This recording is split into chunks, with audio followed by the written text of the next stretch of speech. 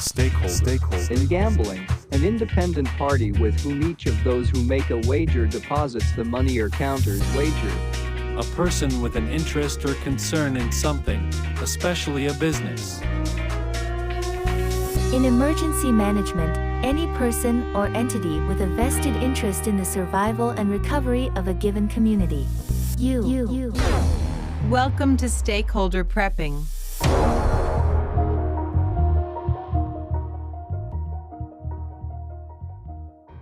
Welcome back to Stakeholder Prepping, where you are the stakeholder in your own survival. We are your hosts. My name is Chris. And I'm AC. And today, we're going to do an episode by request. We're going to literally dump our pockets out and tell you everything that we carry on a daily basis. Now, it's mostly just me because I'm kind of the EDC guy, but Chris has some really cool ideas too.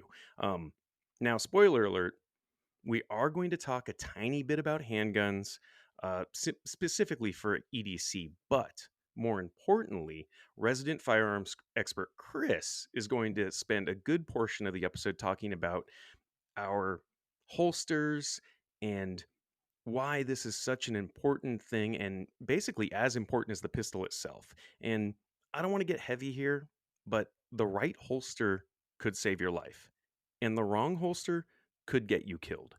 But That's absolutely true, AC. and I think we've got some good science there to back it up. So yes, very before much we get so. into that, there's a couple of cool things. One, we've actually gone a little bit to audio school here, and we figured out. I think we've kind of got it dialed. I feel pretty good about how we sound. we do. I think we do. We've played around with a lot of audio settings and engineering and levels and filter tools and stuff like that. So I think we've got it pretty well nailed down. I hope it sounds better to you guys. And I think it's probably me being more hypercritical because we really haven't got any bad feedback about our audio, but I think we do sound amateur. And so we're trying to get it dialed. There's a lot of external software we've had to purchase out here, right? There's a lot that goes into recording. It's not just, hooking up a couple iPods and doing this thing or earpods. So I wish it were that easy. I wish it were that easy. It is most certainly not. So hopefully the audio sounds better. Hopefully we don't get any like the clipping or dropping that I've heard in a couple of our episodes. But before we get into that, we actually had a couple of very good reviews come in just recently, and I think one of them in particular was just awesome. I think, Chris, didn't you want to read one maybe? Yes, this one came from Ken Haynes. This is an awesome review. I'm just going to read it word for word. I've been listening to you guys since your first episode, and I have to say, I've only ever taken notes on one other podcast, and I've had to go back twice to get my notes right. I like the vibe. It's not all doom and gloom. It's practical and lighthearted things to think about.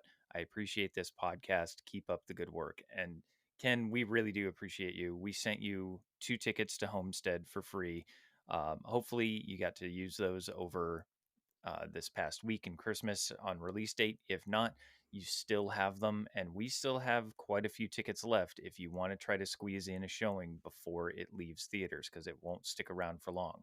All you got to do is email us at stakeholderprepping@gmail.com, and we will get you some tickets. Yeah, absolutely. And yeah, I can't thank Ken enough. If I had to write a dream review about us, that would be it. Like, it's just, we want to provide timeless, actionable intelligence. And the fact that Ken is taking notes, one, he doesn't have to because you just go to stakeholderprepping.com and look at the blog. It's all right there. But okay, cool. You're a pen guy. But that's just awesome. Like, I'm heart emojiing Ken pretty hard right now, because that is, if I could say if I could write my own review about us, that's what I would want it to say. So, Ken, you heard it here first. AC dreams about you. I dream about the words, Ken. It's the words. Anyway, they're very Ken is a very kind person. So let's get into it. This is going to come off as a list episode, as it should if we're going in order. But we'll have some good stories sprinkled in here. And, I do enjoy the minimalist carry lifestyle because I don't like having my pockets weighted down with stuff. And I really am more of a jean guy. I'm not rocking cargos very often. But I've got a pretty pragmatic and inclusive loadout that I just throw in my pants pockets every day.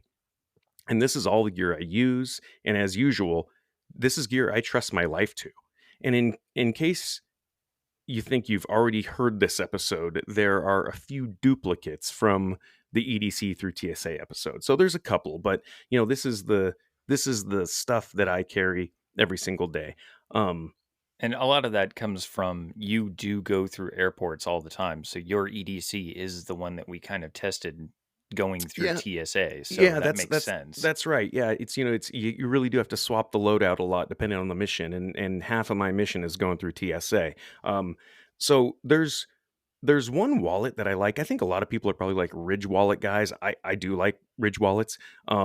It's a good EDC minimalist wallet, but I recently swapped out to this Dango M1 Maverick, and it's a pretty cool kind of minimalist bifold wallet, but it has like a removable, very sexy multi-tool self-defensey weapon, kind of like a little card, almost like a Grim card. But it's a solid. I think it's stainless. No, it's high carbon because I can put a magnet on it. But it looks kind of like one of those little like patty cat things, Chris. Like a little punchy tool. But it's Okay. got it's got all kinds of other cool stuff in it, and it fits inside the wallet. Now, I would normally take this out of the wallet when I go through TSA, and I accidentally left this in, and it went right through. So that's kind of scary because I don't think it should. Like you could mess something up with this. So I'm not saying this goes in the TSA loadout, but it's got a very cool little multi-tool on there with all kinds of stuff like line cutters and bottle openers and things like that. Now the one thing is a lot of my stuff is a duplicate because although this is a very cool little card to have in your wallet, when you need it, it's still stuck in your wallet. So I think that people make that mistake a lot where they're like, "Oh yeah, no, I've got a lighter. I just need to take my shoe off to get to it or something like that." You know what I mean? Right. And good luck doing that on an airplane while you're Right. crunched up next to somebody Right. who's Or in a taking up three fight, seats. like, "Oh, let me get my handgun out of my belt buckle," So there's a lot of reason to have more accessible tools. So, another thing I do carry is the Grim Workshop bypass card, and this is really cool. It's a little um, it's kind of like one of those Wilson's keys we talked about, like a fire pick key, where on a door that doesn't have like a deadbolt security, a door that's like if you pushed a bar on the inside to open it, you can usually get at those doors from the outside with one of these little like hooky key things. And this again, the size of a credit card, goes in the wallet. It's got some other cool stuff on it. It's got like a little saw back. It's got a little maybe a however many inch 4 or 5 inch tape measure or something on it. It's got a spot to put line around it, but that's just in my card. I don't carry a lot of other cards. Obviously, I love Grim, but I don't foresee myself having to like catch trout in an emergency in my daily loadout, so I generally don't carry the different Grim card. um But that's a really good one, especially with that bypass key. You're talking about the doors that have the push bar, like the ones that were chained and said "Don't open dead inside" on The Walking That's Dead. exactly right. That's right. Yeah, a door like that. Any door, and even low security doors, like your typical bathroom door. Anything that doesn't have a deadbolt. When you push it to close and it latches, even if it's got a little tumbler lock on the other side, generally speaking, you can wiggle one of these things in. You can unlock those doors. So I just have one of those in my wallet. I have had to use it once on a fence, and I'll get into that. But it's kind of funny.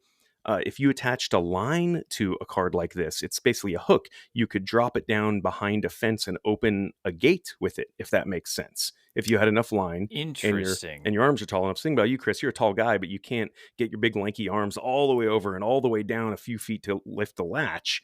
Something like this could do that if you had a little bit of line. So I will talk a little bit about that. Now, the other thing, tactical pen. Man, I carry a tactical pen everywhere. Carry one. Everybody needs a pen. Uh, and there's a bunch to choose from. I won't mention mine specifically. Mine was a custom made pen for a company that I consulted with, but I would recommend a titanium pen just because they're light, they're very strong. You can use it as a weapon, and you can always get them through TSA. That's kind of the important part about choosing a pen is anywhere you want to go, you can take the pen. You can take it through any kind of security concert, anything like that. Make sure it's a pen that has off-the-shelf refillable ink, like a off-the-shelf refillable ink cartridge, and then take the brand new ink cartridge out and throw it away. and then go buy yourself a Fisher Space Pen ink cartridge. And I don't know, I imagine most people have heard of the Fisher Space Pen, but it's just it's a cool pen that they make a pen, but you can get just their ink cartridges. And this is one of those things from the space race in the 1960s. And we could talk about this all day long, but basically Paul Fisher, he spent $1 million to develop this pen that has like positive pressure and this cool little carbide roller bearing tip thing that it can write like in zero gravity. It can write upside down. It can write underwater. I mean, not just those two words, like it writes upside down and underwater. If that makes sense. Right. Right. And I remember seeing something about this, like the whole story behind it. There was this, we spent $1 million on developing a pen that could do all of this stuff and blah, blah, blah. And the Russians used a pencil. Right. Yeah, it's funny. That's true. I've heard that story. I don't know if it's true. I just literally today, as we were doing this, I read an article on like American Scientific, and they said that was all BS. That like that's not really how it happened because the Russians also used the spaceman. But I like to think that story is true. That we're going to go spend $1 million to develop a pen, and the Russians just like we will use pencil instead. And the thing I really liked about that story is when you get into the rebuttal, yes, the Russians used pencils, but pencils break. They get graphite in Sure. the air in the space station, which conducts And they're electricity. And flammable. they start fires. That's the other issue, is that the reason NASA wanted to not use the pencil or like the grease pencil was, they're flammable, and the Fisher Space Pen isn't flammable. So anyway, Fisher Space Pen. We're not sponsored by Fisher Space Pen. I just think they're cool because you can literally write anywhere. You can write in the rain. You can write underwater. You can write upside down. You can write in zero gravity, and they're like a positive pressure system. So yeah, you can always write with one of those. You can write on all kinds of stuff. You can write on a rock with it. They're pretty cool. So anyway, but you can get just the refillable ink from a Fisher Space Pen, throw that in your tactical pen. That is a way cooler pen. Now, as far as multi-tool stuff, I have always not, I just have never been a fan of like the Leatherman thing. And sorry, Leatherman, I love Leatherman, but I've just never been a fan of like I've got pliers in my pocket type thing, like it's great for pliers, but like using it as a knife is always really tough because it's just not ergonomic, to have that. Yeah. It's not, right? So I carry the Gerber dime. This thing is tiny. I mean, super tiny. You don't realize you have it. And it's got, all the standard screwdrivery tweezers, all the standard stuff. And yes, it does fold into it folds into the pliers. Now, I never carried anything like that before. And I happened to have a plier multi-tool on me once. And I was hiking. It was like a day hike, not like backpacky stuff. And my dog got into it with a porcupine. And oh, no. I don't know what I would have done had I not had that multi-tool on me. And I will post some photos if people don't have a weak stomach. But she got into it with a porcupine and had all in her face. And there were 3 of us hiking, and a buddy and I had to hold my dog down, and he held her down. No, I held her down. He pulled the quills out because I wanted to make sure she wouldn't bite me. So I'm like, I'll hold the dog. I'll hold her mouth open. And we pulled out 120, 130 porcupine quills on the trail in with a stupid little multi-tool. And then the third buddy had to take photos. So I've got the photos if anybody wants to see it. But since that day, man, I have always carried a multi-tool. Now, it was traumatic for me. It was traumatic for my friend. I mean, we're pulling these quills out of the dog's mouth. They were all over through the tongue. It was nasty. And as soon as we got the last one out, she got right back up and went right after that porcupine. So dogs are just stupid / awesome. But that's why I carry one of those little plier multi-tools. That happened, and to this day I always carry one because that happened. So I can post some photos, and it was, I mean, I'm sure people have seen that kind of thing before. It's all over the internet, but it was just, it's different when it's your dog. So absolutely. You know what I mean? And I do carry that Oopie lighter we talked about, and it's attached to the dime. It's got a little tiny little like, what do you call it? Like a key ring thing on it.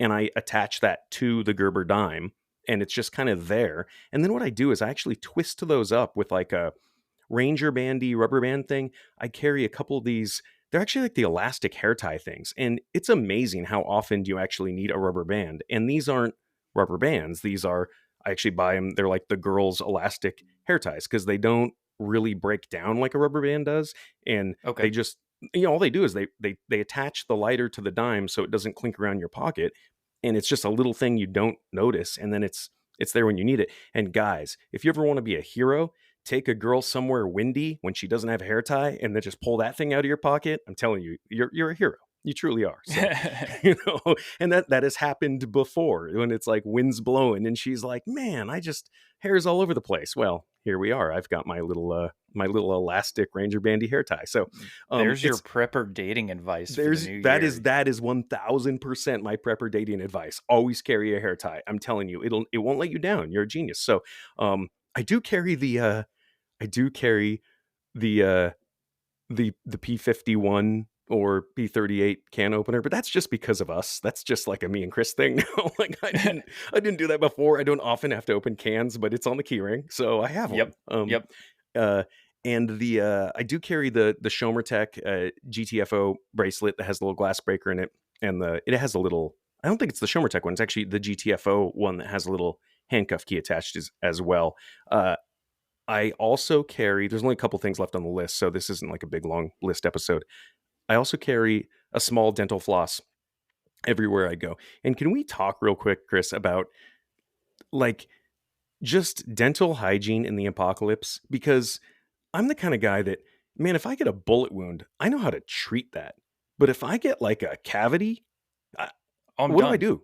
I'm done. Dental pain is the worst kind of pain to me. I've had it's the all worst. 4 wisdom teeth removed, and I ended up in the emergency room because the army doctor that took out my wisdom teeth, it was the day before he went on leave, so he forgot to prescribe me antibiotics, and I ended up in the ER unable to breathe because and you didn't have your contingency medical, did you? I didn't. No. I did not have a contingency medical antibiotic kit or go bag or anything. And yeah, if I would have had that code prepping for $10 off, I totally would have used it back then. But you would have spent an entire month's worth of army salary on that on that $300 to avoid the amount of pain that I was in because I got lockjaw at the same time. Oh my gosh. Oh my god, yes, I would have paid anything. I'm telling you, dental stuff, and I hate the dentist just as much as everybody. And I apologize if Dr. Johnson is listening, but I just do.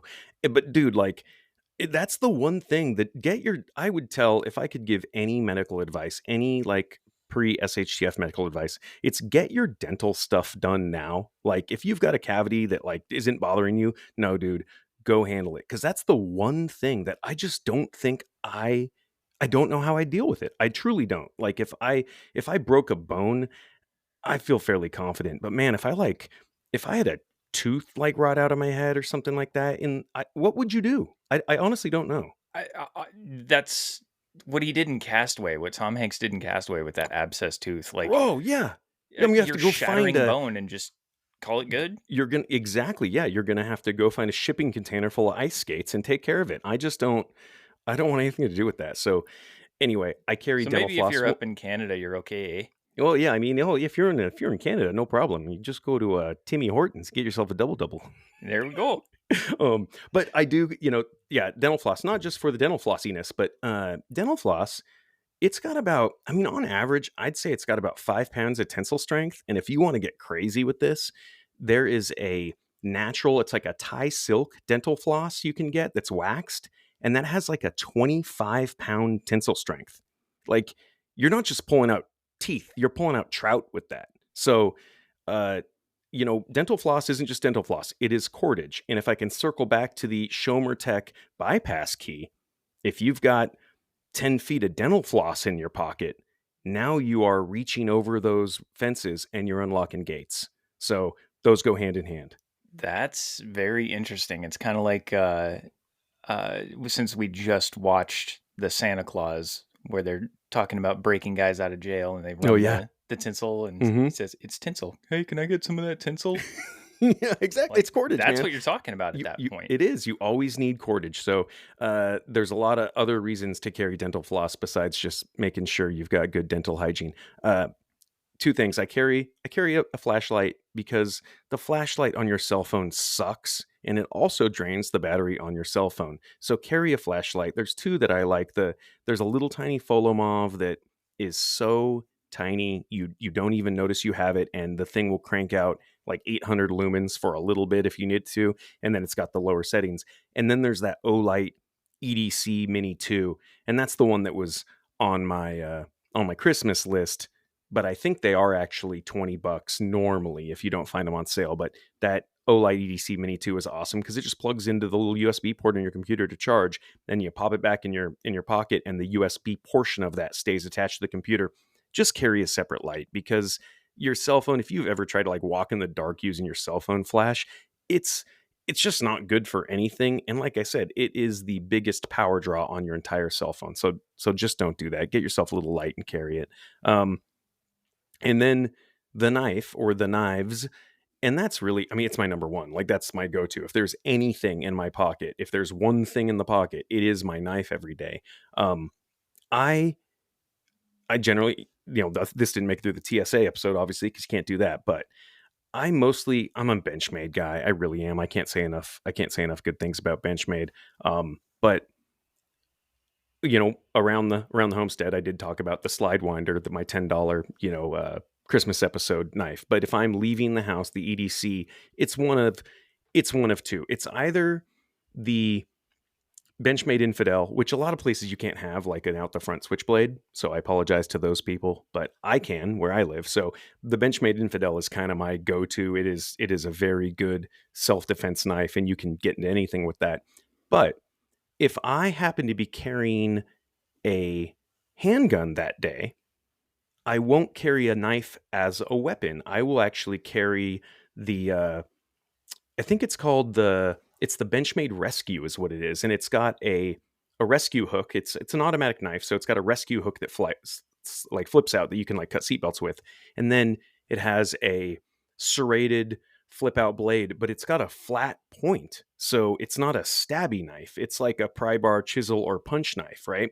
So that's kind of my go-to if I happen to be carrying a handgun, because the rescue knife, like, what are you normally going to get into? You generally aren't poking things. You're opening packages and stuff like that. And in my daily routine, if I happen to be a first responder, if I happen to be on scene of a car accident, that's what I would want my most accessible tool to be, is a seatbelt cutter and a really good sharp knife and something I could pry with. So that's the knife I carry if I happen to be carrying a handgun. If I'm not going to carry a handgun that day, then I carry a Benchmade Infidel, because it is also a weapon, but it is not a very good tool. Does that make sense? It does. And so the rescue knife, is it designed, and it's kind of designed for doing things that knives are not normally supposed to do? Yeah, that's exactly right. In fact, it's funny, if you look at like on Benchmade's website, they say, just like every other knife manufacturer on planet Earth, do not use as pry bar, chisel, or punch, except these two knives. They've got like two knives in their portfolio that are specifically meant to be used as a pry bar, chisel, or punch. So whenever I pull that knife out in front of people, like if I'm cutting something open, people are like, "Oh man, you broke the tip off your knife." And it's like, no, it actually came that way. That was by design. It's got this like big giant flathead screwdriver-y type end, and you can pry stuff open with it. So that's the idea. And then the other side of the knife flips over, and there's this really cool like automatic flip out, like seatbelt cuttery type thing. So yeah, I carry that knife as a tool when I don't need a knife as a weapon. So there's some utility there. Now we're going to talk, like I said, spoiler, we're going to talk a little bit about guns. Chris isn't going to let me go into a gun episode, and I'm not going to let him go into one. So we'll check each other here. But my standard, the handgun that I carry when I carry a handgun, I like it's called a CZ Rami. I think it's their 2075. And the reason I like that gun as my everyday is because it has all of the things that a full-size pistol has. So it has a fully ambidextrous safety. It's got a single action and double action. You can carry it cocked and locked, right, with the hammer back and the safety on if you want. It has a half cock position, and although it's a compact pistol, it is still a double stack pistol. So the rounds aren't in a single stack, so it still fits my big stupid hand. So it's a small pistol, but it fits my hand. And with I want to say it's like a 10 round mag. that's the small one. With that mag, my pinky's flying off the bottom of the gun a little bit. With the extended mag, I think it's the 14-round mag, it fits my hand perfectly. Like, it fits my hand exactly like my SIG 226 or 229 does. Like, it's that size of gun. So if you carried a backup mag, you would have a pistol that feels 100% like a full-size pistol. And then it has a fully adjustable rear sight. The only thing actually messed with the gun was that adjustable rear sight, it's squared off, and because it's fully adjustable, then it's not like integrated, right? Like it's kind of sticking up there. And I was putting holes in t-shirts with it, so I took a Dremel to the side of those sights and I rounded the sights off a little bit, and now I'm not putting a hole in my t-shirt.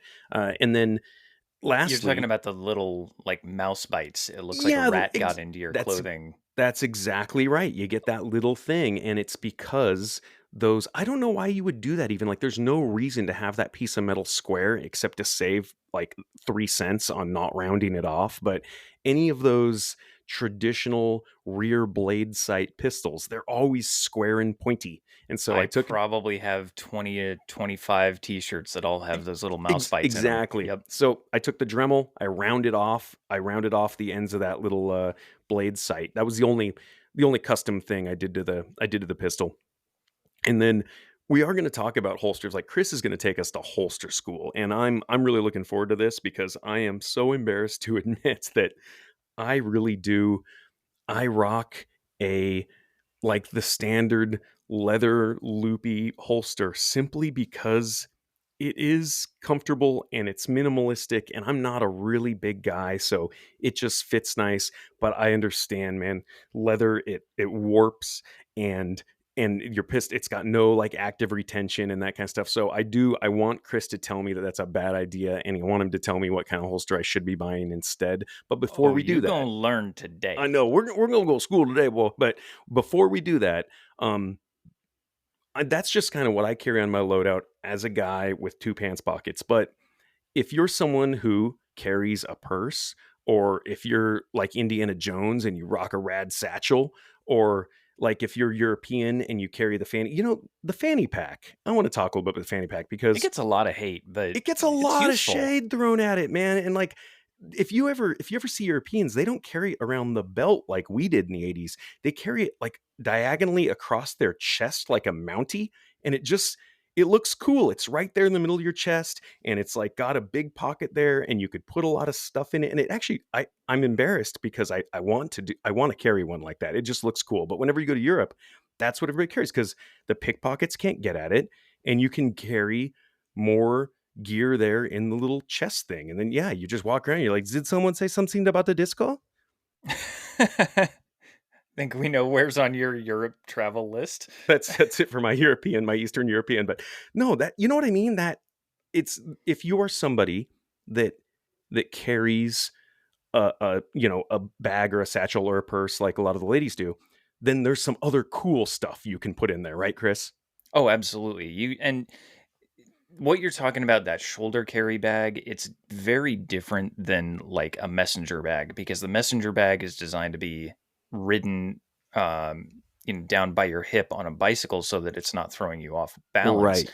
But these shoulder bags, if you're going to carry one, it's almost like having an oversized fanny pack that goes around your chest. And they're a great option, especially for concealed carry quick draw, because you're carrying at chest level. You don't have to dip down into your belt line in order to recover your firearm. It's right there in your normal hand workspace. So they're a great option. They can get expensive, and depending on what exactly you're looking at, it may not fit all of your needs, but they're a fantastic option if you want to have like an EDC get home bag that you just carry on you all the time. You have snacks and iPod and right. everything else that you could your little apple slices in there and stuff, and enough vitamin C to get you across the glacier, all that stuff. Exactly. Yeah. And it all comes down to what suits you and your mission parameters. If your mission is getting home, maybe that's a great way to do it. Maybe not.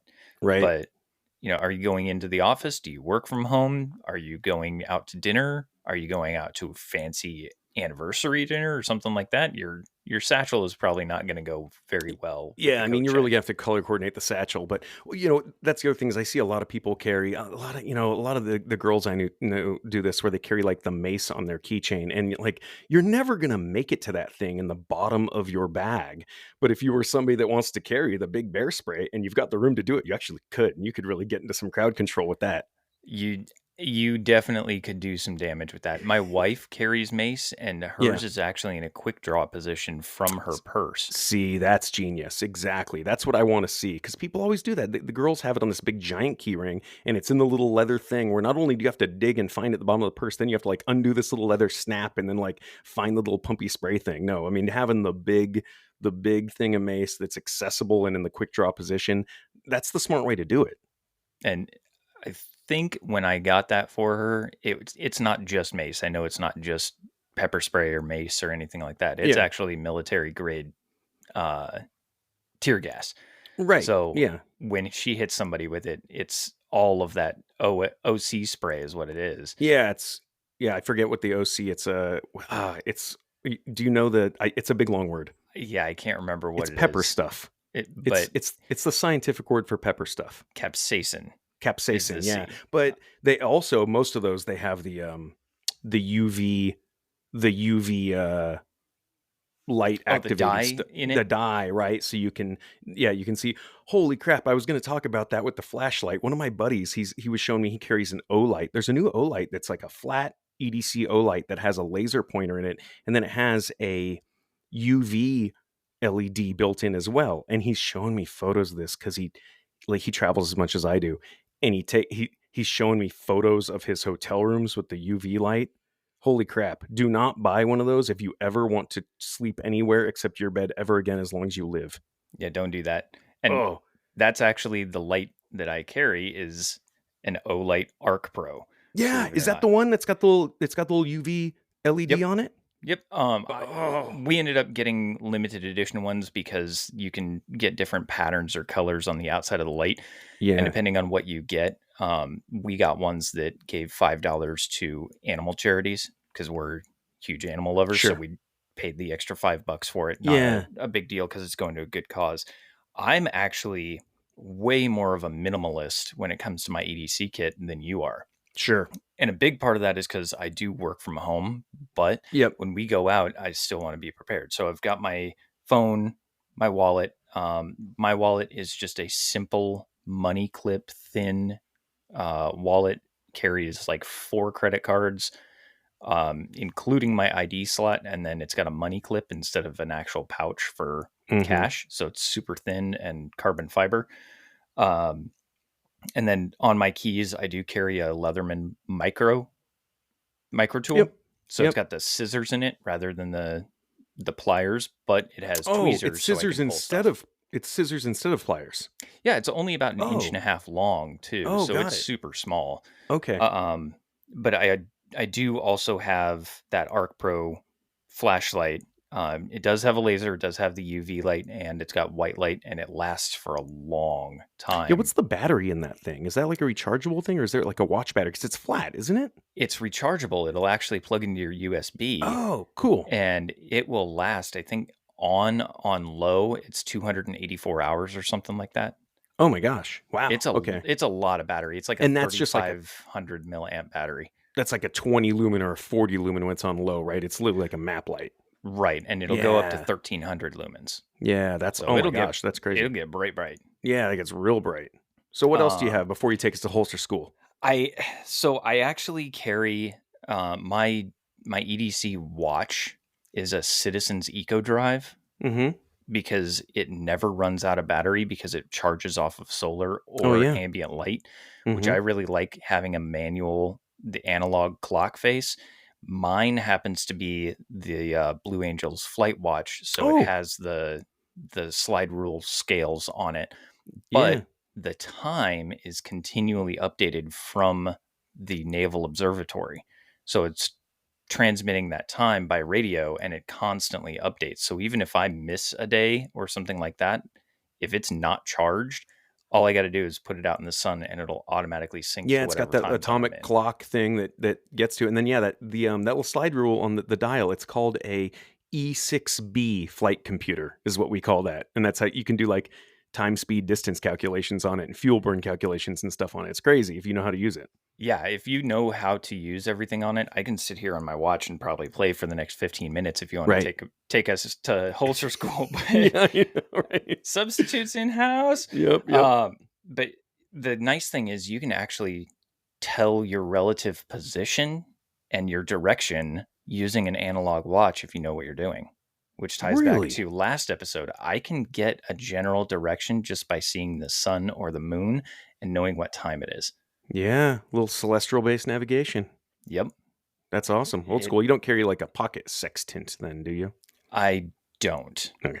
I have fingers. I can generally tell how much time I've got left before that sun Right. sets. So, Right. But yeah, that's when I do leave the house. I do carry a Gerber paraknife. It's about 2.5 inches long. It's just a super small little paraknife. And then I also have, they don't make it anymore. The closest approximation is the Gerber Swagger. The knife that I do have. know that knife. Yeah, the knife that I have, they don't make anymore because mine is a half serrated Tonto edge. Mm-hmm. But they do make the Swagger model, and that's pretty close. It's just a drop point instead of the Tonto point. And then my go-to concealed carry is my Sig Sauer P365 XL. And this is where it gets really interesting about holsters, because the holster, some of you are thinking, great, we're drifting back towards that obligatory gun episode. I promise this is not actually it. No, this is the how to not lose your gun, not which gun to buy. That's very true. And you're half right, because this is important, but we're not going to go into depth onto the guns so much as the holsters. And this really does go back to what AC said. Having the wrong holster can kill you just as easily as somebody pointing a gun at you and pulling the trigger. Mm-hmm. If you're in that position, it's, when I sold guns, I always kind of talked to people saying, get comfortable with it, because if it comes down to it, one of you is going home and the other is going to the morgue. That's right. Yeah. Your decision needs to be who's going to the morgue and who's going home. So the faster you can draw, the faster you can clear that holster, get shots on target, follow-up shots, and eliminate the threat, stop it from being a threat, the more likely you are to be able to make that trip home instead of to the icebox. This is heavy stuff, Chris. It is. We'll kind of back out of the doom and gloom there. There are a ton of holsters out there. So inside the waistband, outside the waistband, shoulder harness, cross draw, vehicle mounted, thigh holster, ankle holster, bra holster, even the ones that fit into those shoulder packs or the fanny packs. There's leather, Kydex, ballistic nylon, cloth, level 1, level 2, level 3 retention. The variety goes on and on and on. So there are hundreds of different combinations and options that you can do. And a lot of people debate over what is the best holster. The answer is, plain and simple, the one that fits your needs and fits you. Just plain and simple right there. A holster needs to achieve 3 things to be effective and safe. It needs to stay where you put it, so your gun doesn't start taking a trip down your pant leg every time you're walking. It needs to retain the gun itself effectively without being too difficult to get it out of the holster. And 3, it needs to cover the trigger guard to prevent things from getting in there, which avoids negligent discharge. I'm not going to call it an accidental discharge, because there is no such thing. It's some sort of negligence. Right? No, it's some amount of negligence that the reason that trigger got pulled. That's exactly right. And personally, when I carry my SIG, I carry inside the waistband appendix carry position, but I carry appendix offset, so it's actually more towards my center line, towards my belly button. And it's because that's my operating space, everything just above my belt buckle. Even when I sleep, I keep my hands right at my belt buckle, just because I sleep on my back and I don't want to roll over and throw my shoulder out or smack my wife in the face when I'm rolling over Sure. or something like that. I just keep everything right there. But that's my operating space, so it works very well for me. There are some people who hate carrying appendix style because they're concerned they're going to shoot themselves in some special places, like in the movie 8 Mile, where Cheddar Yep. Bob, he plugged himself in the leg because he was putting his mom's revolver back into his waistband. Yep. Come on, dude.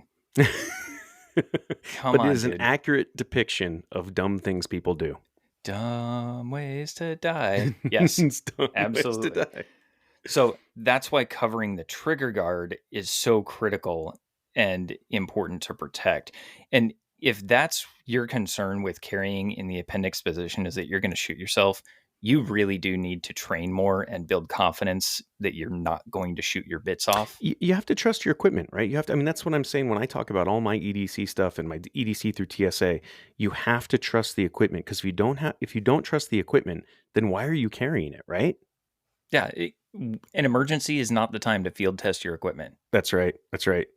And any sort of firearms emergency, any sort of everyday carry emergency, you don't have time to rip stuff out of the packaging and read the instructions. You need to be used to how to do it now. Hope is not a plan. We should put that on a t-shirt. We should put that on. That's on my Benchmade bushcrafter knife. I got it engraved. It says "Hope is not a plan." And one time I remember a flight instructor had said something to me like, hope is not a plan. That's the equivalent to planning on landing the airplane just as it runs out of gas. Like, you need to plan for things. You don't just hope that everything's gonna work out all right. Truer words may never have been said. Right?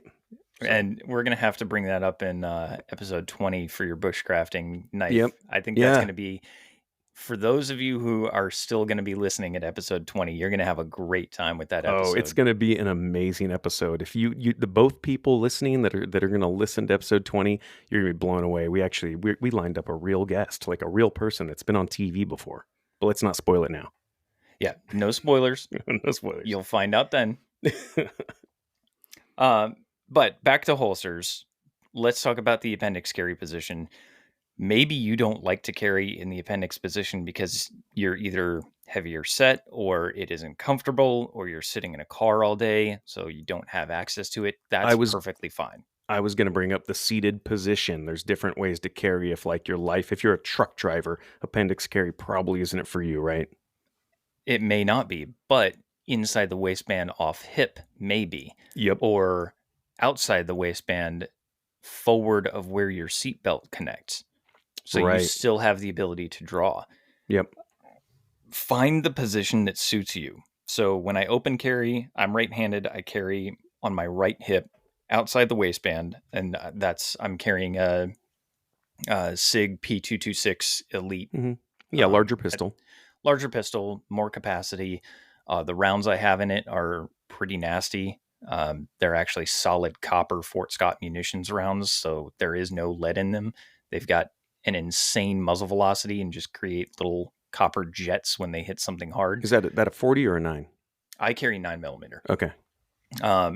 Again, continuity of preps, like Yep. we went over, almost all of our handgun ammunition is 9mm, 380, or 357 Magnum / 38 Special. Slash 30. Yeah, exactly. I'm the exact same way. I don't own a single 40. I don't own a 10 millimeter. Yeah, it's basically as much 9mm, and then kind of, plan that commonality across all of those platforms. It's a great round. And if you look at like the comparable gun, like that SIG 226, a 9 versus 40, you probably get 2 or 3 more rounds in the exact same space, right? It's something like that. It is. And I would rather more bullets every time. With less recoil, I have a lot faster follow-on shot with a 9mm versus a 40 or a 45. Sure, I do you're on target. have 45s that I can double tap, take headshots, and just keep going. But I'm now down to 6 rounds in the magazine as opposed to 10. Right. Yep, exactly. So those 2 shots, they make a big difference. Really, what you're looking for when you're finding the right position for you is find something that you can manipulate your body to, or twist your body in an emergency so that you can get a hand on it. I can reach both hands over to my right hip. I can't necessarily do that if it's in the small of my back. So I always carry forward of the hips so that it don't have to reach around. Nobody can sneak up behind me and take it. Nobody can, hold a hand behind my body and stop me from getting to my pistol. And if I have to draw, I don't have to pull up and draw against my back, potentially on my way forward, now shooting myself in the hip. Oh, yeah, sure. So every time anywhere that gun is in a place where your hand is on it, it's pointed away from your body at that point, right? It is. And I can clear the holster. I can have shots on target in under a second, even if I have to draw from the appendix position. It takes me about 1.5 seconds if I have to draw from my opposite arm to my dominant hip.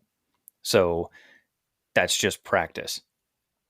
Let's Yeah, I was talk. gonna say that's not necessarily the holster. There's a whole lot of training that goes into that too, right?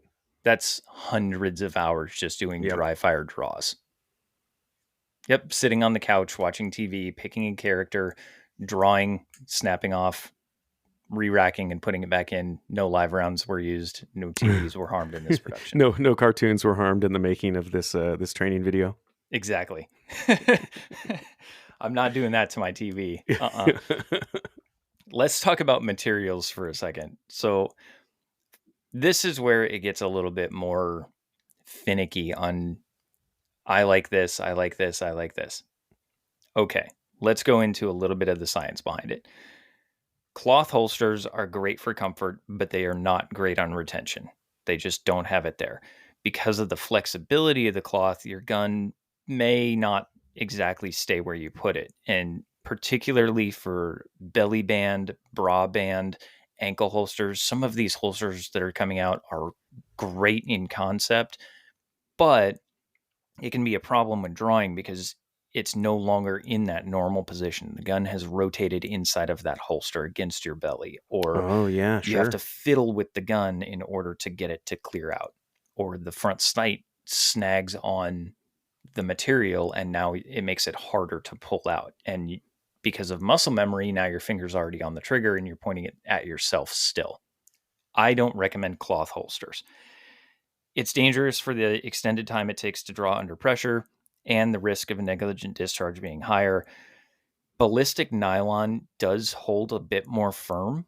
It's a thicker material, it's a lot stiffer, but they usually only have snaps and a fabric strap for retention. Think Uncle Mike's brand, the Mm-hmm. ones that you Yep. can get at Bass Pro or Cabela's or Yeah, Sportsman's Warehouse, all those kind of places. Yep, it- that's kind of the big one. Yep. Yep. And they have some really good outside the waistband holsters, but they still only have that one strap. Those are going to be more your camping, take it out and go have fun with it, not an Yep. everyday carry holster. Yep. Next up is going to be leather. Leather can be a great option in AC. I know you said you carry leather. I can know. It can be formed to effectively fit the gun snugly without extra straps, so you have a faster draw and fire time. But especially if you wear it inside the waistband, leather does collect the moisture off of your body and it wears down over time. Right. Yeah. Yeah. I mean, it's the thing about leather I've noticed. It does a good job of really fitting itself to that gun, but while it's doing that, it can often get a lot looser on that gun. And you do really want to have that exact same retention because that's part of the muscle memory, right? Is when you're changing retention by having a fabric or a cloth or leather holster that is over time changing retention, then your muscle memory isn't going to be as good, right? You're absolutely on target. There's so many different variables that go into that when you change one of them, you have to adapt your entire training around that holster. And if you're using a leather holster, the more you wear that holster, the more you sweat into it, the looser and weaker that holster can get. Unless you're talking, half-inch thick cowhide the entire way through, Right. that holster, when you wear it, it's wearing a little bit thinner. There have even been a few instances of people shooting themselves when reholstering their firearm because that leather buckled and got into the trigger guard as they're pushing it in. Oh, yeah, I have a very personal story about that I don't want to talk about right now, but that's exactly right. That can happen. That's got me curious, but um, I am personally not a huge fan of leather. I will go with Kydex. Kydex is going to be kind of the one that's left. It's a hard plasticized material that can be form fit to almost any gun with just a little bit of heat and some pressure. A lot of the time they use vacuum pressure to do it. So they put the gun in, they put the Kydex in while it's warm, and they vacuum seal that Kydex sheet down to the gun, pull everything out, cut out around it. And there's also different police departments. They will have different levels of retention. So level 3 retention Kydex holster for their sidearm. They have to push a button to unlock the gun from the holster before they can draw. And then they have to go ahead and pull. So they don't have to worry about losing the gun if an arrest goes to the ground. They don't have, to worry about those intrusive thoughts about people who wonder if they could get that gun away from the officer without them noticing. It's not going to work. Don't try it. Not a good idea. Right. And so those kind of holsters, you've got both passive and active retention, right? Like that holster is hugging the weapon, but it also has a little button you have to push before you can even get to that point, right? Yes. And that's where that level 3, level 2, level 1 active retention, you have to push the button. That's your level 3. Passive retention, like what I wear, it's just the tension of the Kydex holding on to that holster or holding on to that firearm. Yep.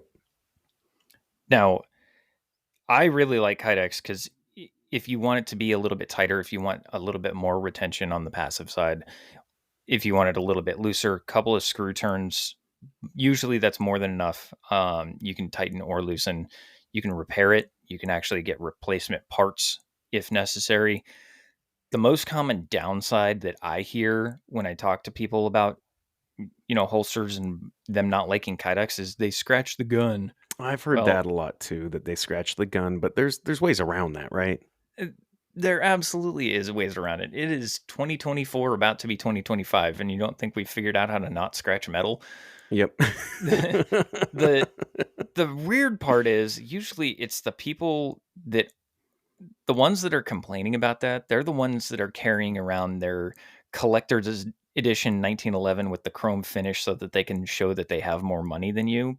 Right. But they haven't used more training than you, so I don't know the logic there. 2 World Wars. 2 World Wars. Yeah, that's it. A 1911, great gun, but Yep. you have to have it fit your application because Yep. not everybody can shoot a 45. I know people that are expert shots and their hands are just small enough they can't effectively grip a 1911 because of the frame size. Yep. Sure. But you throw a Glock in their hand and they are spot on every single time.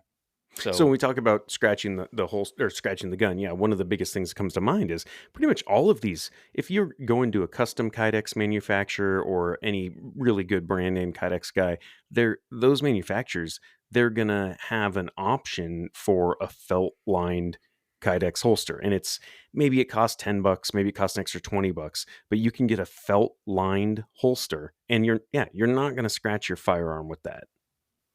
You're not. Unless you intentionally try to or throw it against the ground. Yep. Don't be like one of those people that when shit hits the fan, you fiddle fuck yourself into a bad situation because you don't want to clean your baby. Yep. It's a firearm. Yep. It's designed to be shot. It's designed to be used as a tool, not as a toy to show off to your friends like you did with your Pokemon cards back in 3rd grade. Right. Yeah. If you've got that big, nice 1911, lock that up in the coffee table with the glass top and let people look at it. But your carry gun, that should be a gun that you are intimately familiar with using, and it's going to look beat up because it's going to be used, right? My carry gun looks like shit. Yep. And it probably functions perfectly, clean. Right? Yeah, it is not because it's not clean. Mm-hmm. It's functionally, it's great. Yep. But it looks like garbage because I do carry it. Sure. So I think, when it comes to your ideal holster, personally, I'm going to recommend Kydex in whatever position fits you. And like we were saying, custom might be the better way for you to go. With that, we actually went out and got another discount code for There's no our way. listeners. We're too small. We don't have that many people I giving us I discount codes, promise do we? it's legitimate, and it's 15% off custom Kydex holsters. That's mind blowing. Do you want me to talk about it? Go for it. Okay, all right. So, this is a company that I have purchased a lot of holsters from. Again, I trust my life to this company. It's kind of funny to say that, but this is a company called Off the Grid Concepts, and their website it's otghex.com. Obviously, we'll have a link so you can write that down. But Off the Grid, man, I love these guys. It's almost a one man show, but if you go look them up, they've got um they have kind of off the shelf holsters for pretty much every firearm with every kind of laser light combo and things like that. And they will do custom work. Like you can even send them in like a knife and get a custom holster, sheath made for that knife in Kydex, which I have actually done with these guys. But all your standard off the shelf weapons, they've generally got holsters there ready to go. They're all handmade, but I think Chris, you probably know a little more intimately about like some of their manufacturing process, what makes these guys special, right? I did look into them. They do actually take their time, and they have a lot of pride in it. They do build them handmade, one at a time. They do hand fit before sending each one out, so you don't get the mass produced flaws or things like that you'll see with the Yeah. larger holster companies. So they are hand fit. They custom build them on their own resin molds, so they don't use the mass produced cookie cutter molds. I don't know what that means. What do you mean? Like they have their own firearm molds? Like they're not buying a blue gun? Exactly. The blue gun is a resin mold. They build their own version of the blue gun so that they can get it tighter. Oh, so they're like taking an actual gun, making their own like false positive or something, and then making a fake gun to use as their And that's their how they fit get check. it. That's how they get their tolerances so tight and Oh, precise. And they do custom work. Every single holster that comes out of their shop is 100% handcrafted. There is no CNC, which means every piece is a little bit unique in its own way. But they do go through some pretty extreme efforts on reducing the bulk while still keeping the gun covered as much as possible from the elements. So you're going to see a better protected firearm that's also lightweight. So some of their light bearing holsters, the ones where you've got that tactical light on the end of your gun, oh, right, yeah, it goes in. Some of their light bearing holsters are actually slimmer than the competitor non light bearing holsters. And they can do that interesting. because of the tolerances that they build themselves. Cool. Yeah, I really do I like these guys. I like this company. I've purchased a ton of holsters from them, and they have some really cool stuff. Like when you pick an off the shelf holster, like I got a Glock 17, so I'm just going to get a holster. They will ask you like there's a little drop down. What level of sweat guard do you want? And I know you didn't talk about that really, Chris, but you can pick either like no sweat guard or half sweat guard or a full sweat guard, which literally is just another piece of Kydex that's coming up between the top of the firearm and your body, right? So you're not getting like hair and sweat and stuff into the firearm, right? Right. And that's one of those things. When's the last time you went to Sportsman's Warehouse or Cabela's and had the customization options with your No, holster? It's never. off the Never. shelf. You get what you get. Yep. Get out of here. Yep. Yeah, that's exactly right. So the level of customization in what I would call an off the shelf holster, like I know these are all custom made, but when you go to their website, you say, here's the gun I have, here's the light I have, here's, I want it inside the waistband or outside the waistband. I want this size belt loop. I want this kind of stuff. And then you just do the little drop down and it all shows up. And again, you can click the, yeah, man, I'll pay the extra few bucks for the felt lined so it doesn't scratch your firearm. But yeah, I couldn't say enough good things about these guys. And again, so Off the Grid Concepts, we'll have a link obviously on our website and our blog. And the code is prepping. And so if you use code prepping, which has kind of been our code now from a lot of these guys, Yeah, right? it really has.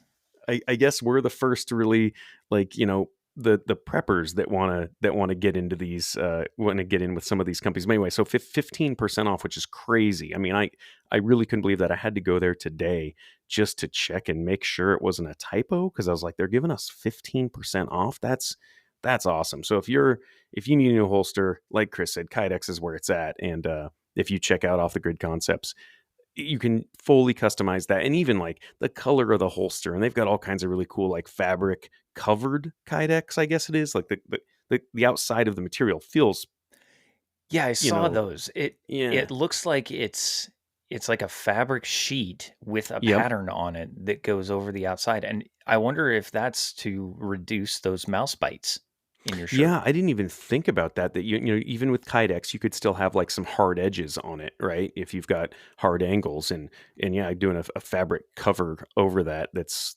obviously vacuum molded to it, then you're not going to have that scratching on your t-shirt and putting the holes in your shirt like I have. And with 15% off, that's $100 holster for 85 bucks. That's at least going to cover the shipping. That's going to cover, you know, getting it to you on a rush so that you can start Sure. practicing with it. I don't know of a lot of companies that do 15% I don't either. I discount mean, that's what I codes. said. I thought it was crazy. So I don't think I have any of their concealed stuff. I have, you know, like I said, I'm doing that stupid leather thing, but I do need to change out. I'm doing a lot of, you know, like I've got a drop holster and you know, like like an outside the waistbandy, standard like belt loop thing for my Sig 229 that's got like the laser light and the cutout for the optic on it and all that kind of stuff. So no, I couldn't say enough good things about these guys. Go check them out. Just go check out Off the Grid Concepts and just have a look at the website and the materials and stuff. I just couldn't say enough good things about them. Yeah, and it's OTG Hex. Yep. So OTGHEX.com.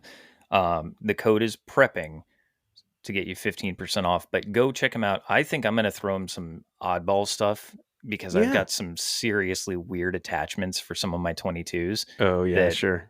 I've got a fishing reel that attaches to my 1022. I'm going to see if they can make a pocket holster for You have to that. ship that one in to get it custom made, but yeah, sure. Right. So you know, this was actually a listener request episode, and we're happy to do stuff like that. This didn't require as much research because I know what's in my pocket and Chris knows a whole lot about holsters, but we're happy to do, you know, look into stuff that if people have requests, we'll do more of that. And I think next week is another listener request. We got kind of the same request from a couple of different listeners, didn't we?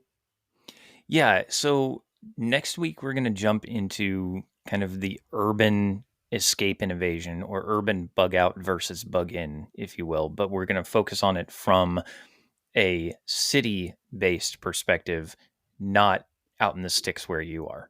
Yeah, and I think that's a lot of what we've talked about has always been like the either staying put or the bugging out, but not really the if I'm stuck in my office and something happens, how do I get home or what's the best thing to do? And I have a different perspective on that I think than you, Chris, where you have gone to an office in a city before and you've got some really good ideas where you know mine is mostly transient travel. Like I'm stuck in a city where I'm trying to get really far away or I may be in a foreign city. So I think we'll kind of cover that from all three sides of that paradigm there where it's not just the you work in an office building in the middle of the city and you're in downtown Manhattan and how do I get home if something happens. It's also going to be the okay, if I'm on vacation in a city that is foreign to me and something happens. So I think we're going to go over all that kind of stuff, right?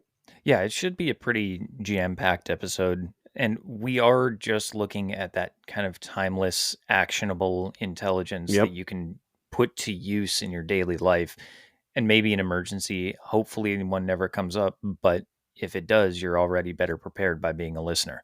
Mhm. But for this week, I think that just about wraps us up. Any last comments, AC? No, this was really fun, and like I said, I appreciate the reviews. We've gotten some amazing reviews. Thank you again, Ken. That was awesome. And and yeah, thanks for the ideas about just, you know, episode ideas that you might want to hear because Chris and I we're willing to put in the work here. We really are. So I can't say enough. I can't thank our listeners enough for the interaction at least. Absolutely. Keep spreading the word, and we will become big and bold and brave because of That's you. right. But until then, remember, as always, you are your own stakeholder.